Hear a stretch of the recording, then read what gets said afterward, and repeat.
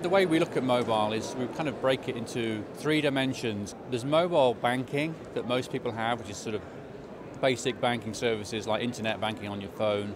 Mobile payments is really transactions. And then the third area is what we would call mobile commerce, which is more value-added services around things like mobile payments with coupons or with promotions, ways that banks and retailers try to differentiate the user experience.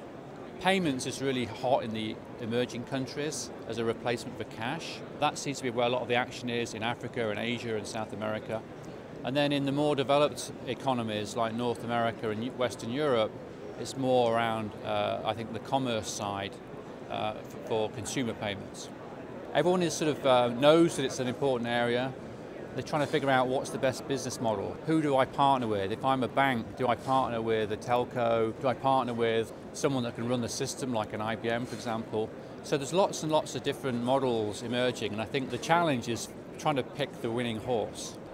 I think widespread adoption is a little way off. I think that for widespread adoption to take place, you need to have a critical mass of people with the capability to transact with their mobile devices.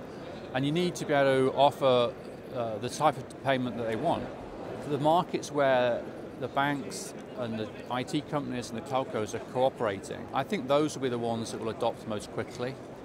And I think that's the formula. I think this is ultimately, we want everyone in the world to be connected to everyone else in the world. That's going to be good for everyone. But I think the other trend that we'll see is more on the business side. We're seeing now the trends where banks and other financial institutions are using mobile devices to enable their workforce to work in a slightly different way. So pushing apps down to your iPad so that you can go and have a discussion with a client in their home and have the full suite of products to discuss that you might have previously only discussed in the branch. So I think we'll see more adoption by the corporates. I think that would be my thing to keep an eye on for the next 12 months.